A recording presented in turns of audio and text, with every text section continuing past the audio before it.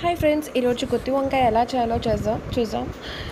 So చాలా easy process, ఎవరైనా చేసుకోవచ్చు ఈజీగా. దీనికి కావాల్సిన పదార్థాల విషయానికి వచ్చినట్టయితే, మనం ఫస్ట్ అయితే జీలకర్ర, మినపప్పు, పల్లీలు, శనగపప్పు అండ్ ఎండు కొబ్బరితో పాటు మనం ఎండుమిర్చిని అనేది తీసుకోవాలి. ఇవి మంచిగా అంటే ఒక చుక్క ఆయిల్ వేసేసుకొని మంచిగా ఫ్రై చేసుకోవాలి. ఫ్రై చేసుకొని ఇదే మనకి ఇంకా మసాలా అనమాట. అంటే మనకి వంకాయలోకి స్టఫ్ ఉంటుంది కదా, ఆ స్టఫ్కి మసాలా మాత్రం ఇదే.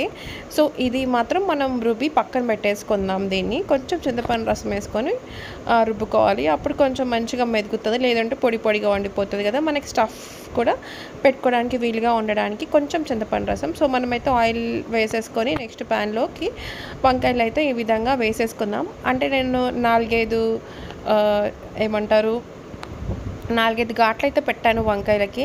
ఎందుకంటే మనకు ఆయిల్లో మంచిగా మగ్గాలి అంటే ఈ విధంగా అవ్వాలి కాబట్టి. నేనైతే ఒక 50 గ్రామ్స్ అయితే వంకాయలు తీసుకున్నాను. ఎంత క్వాంటిటీ అనేది ఇంట్లో ఎంతమంది ఉంటే అంత క్వాంటిటీ అయితే తీసుకోవాలి. సో నేనైతే ఒక పావు కేజీ అయితే తీసుకున్నాను. ఇవైతే మంచిగా ఫ్రై అవ్వాలి.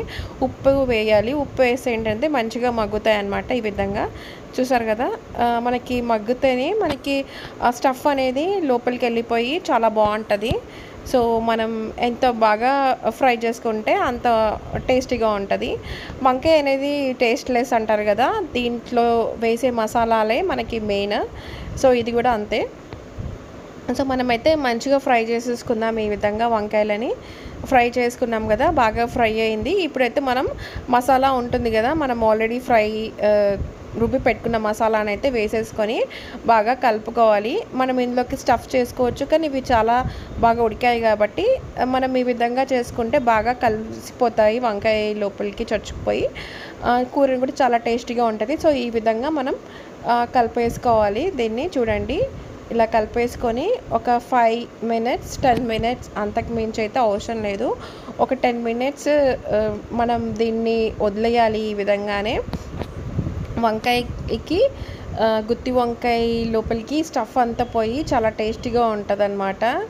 సో చూస్తున్నాం కదా, మనం ఒక 10 మినిట్స్ వదిలేసేసామనుకోండి, చాలా బాగా వంకాయతో పాటు ఈ మసాలా అనేది ఫ్రై అయిపోయి చాలా టేస్టీగా అయితే ఉంటుందన్నమాట. చూస్తున్నారు కదా, ఈ విధంగా అయితే మనకి చాలా ఈజీ ప్రాసెస్లో అయితే మనకి గుత్తి వంకాయ అయితే రెడీ అయిపోతుంది. పెద్ద హడావుడి ఏం లేకుండా.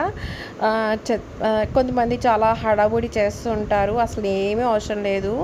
సో ఈ విధంగా అయితే మనమైతే గుత్తి వంకాయని అయితే చేసుకోవచ్చు. కొంతమంది ఆనియన్స్ కూడా వేసుకొని చేసుకుంటారు, కానీ నేనైతే ఆనియన్స్ ఏం లేకుండా ఒట్టి మసాలాతోనైతే గుత్తి వంకాయ కర్రీని అయితే చేశాను.